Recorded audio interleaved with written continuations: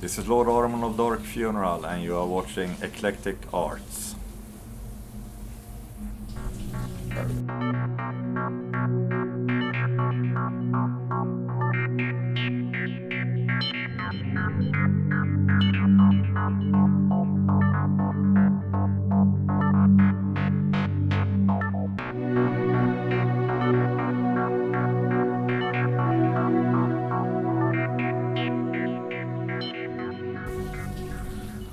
All right, so we're here in Seattle on a lovely, wet and cold evening, but it's going to be real hot inside Studio 7 as we have Dark Funeral playing, who haven't been here in quite a few years, and there's a ton of metalheads out there right now ready to get going with the show. So we're here with Lord Ahriman, and thank you for doing the interview. Yeah, thank you.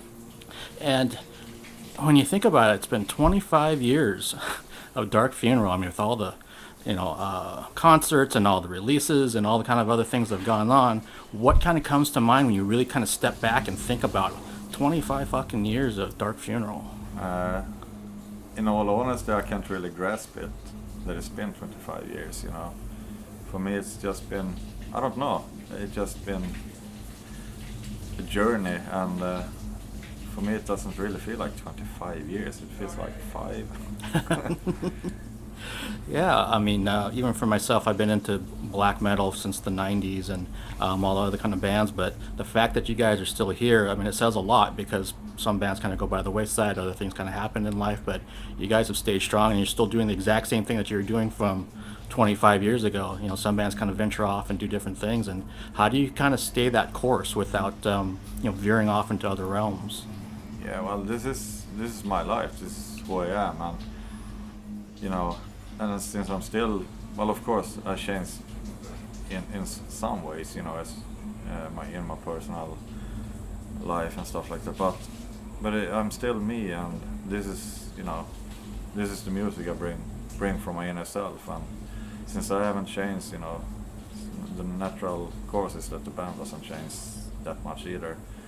Because this is what I'm really into, and this is what I do, and this is my life, Okay, and we're here in Seattle, so this is about, I want to say, like the 6th date or so on this U.S. tour that you're doing with Septic Flesh. How's the tour gone so far? Way better than I expected. It's been, every show so far have been sold out, and that's one good, really positive thing. But the response we receive every night from the crowd is just over the top. Is amazing. And I didn't expect that, when we first started this tour. I knew it was going to be a good tour because it's a good package, and but the fan reaction was going to be so strong, it just took me by surprise. And that's got to be a nice, pleasant surprise. Yeah, of course, of course. And the latest album has been out for about 2 years now, I want to say, because it came out in 2016, and now you've had some time to kind of distance yourself from it. I mean, one, it's an amazing album, but is there anything that you look back on that you're like, maybe wanted to have maybe tweaked a little bit, or maybe changed, or anything with it? Or no, I learned to, when a record is done, it's done, I don't look back. I try to look forward. I never look back. I always look forward, and try to find new ways for the next record, and well, there's always things you want to change, but as I said, I don't try to look back. I learned how not to do it, because I used to do it in the early days, and it just was not good. It's better to look ahead and just follow your heart and soul, and see where it leads you.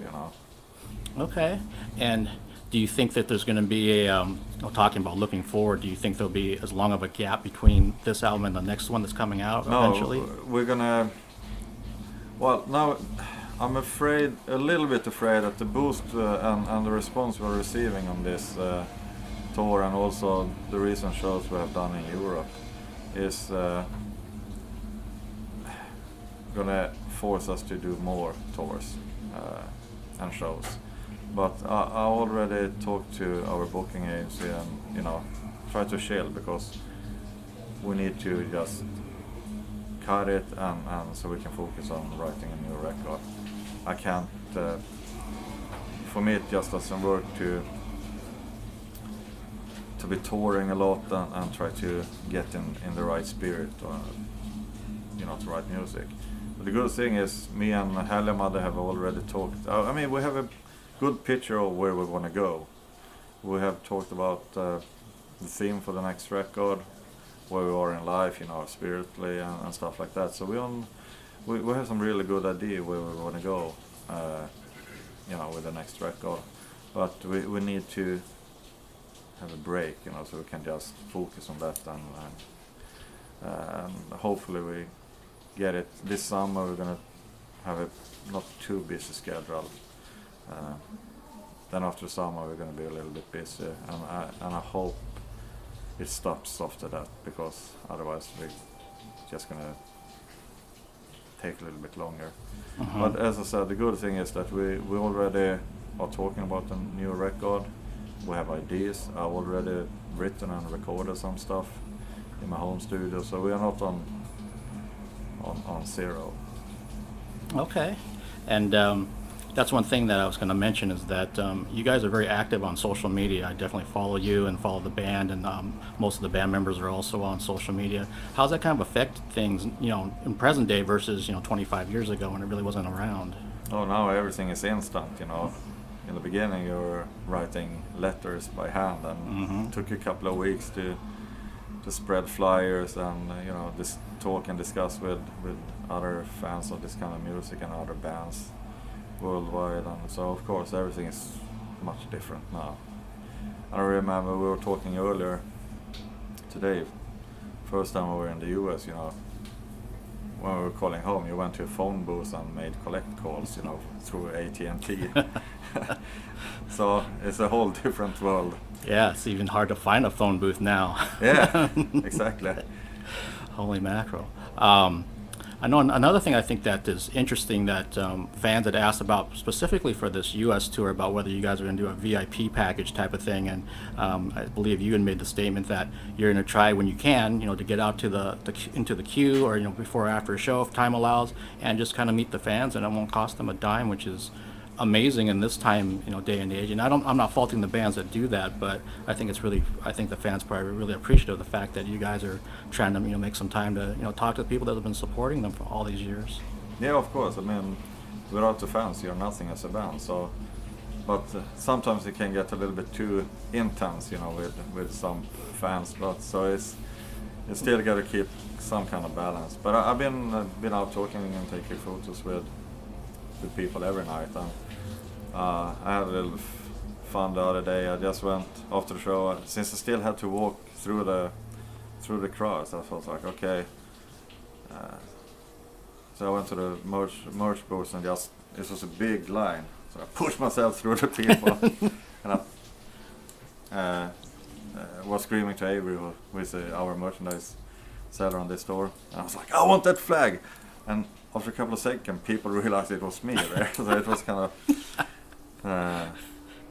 that's pretty funny. Interesting way to introduce myself. Hey, I'm here.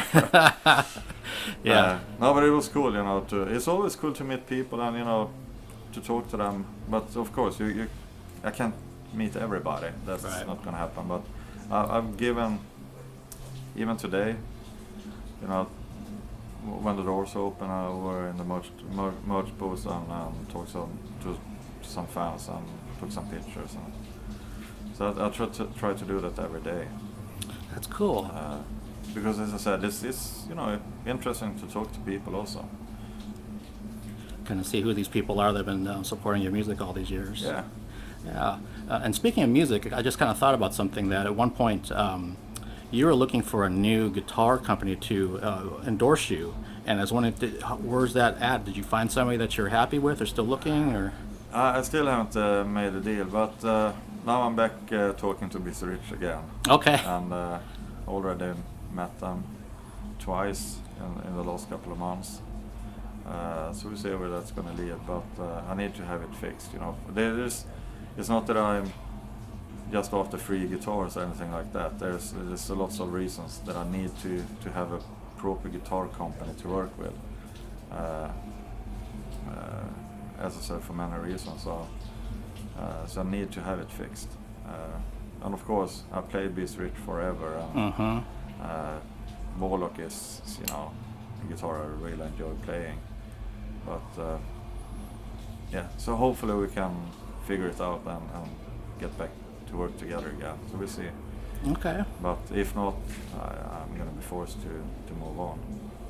All right, and that kind of also segues into, and you mentioned it earlier, that you're kind of revamping your home studio. I know through social media you're posting pictures of all the new components and things you're doing. So is it kind of where you want it, or did you kind of leave it halfway done before you had to get out on tour again? Or Well, I thought my old Cubase was going to work, but it's too old for all the new components. Oh.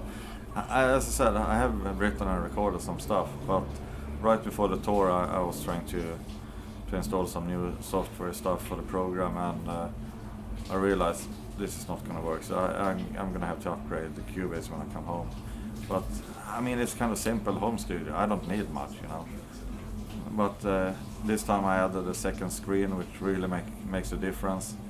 And of course, it's much stronger computer that really runs everything.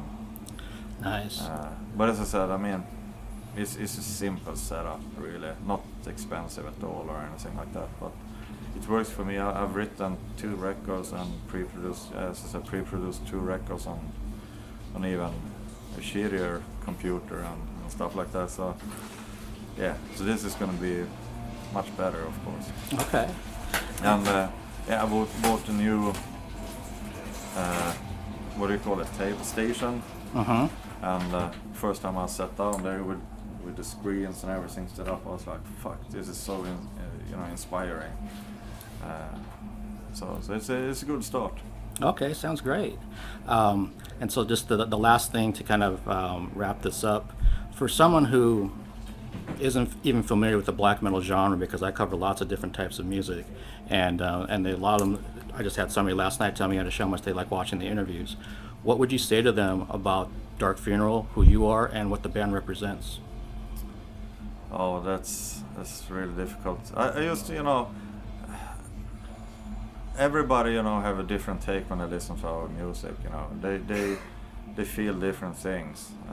So it's, instead of saying this is what we are, it's better that the listener get into our world of music and find their own, spirit inside of it, and I think, because that's what music is all about, finding your own,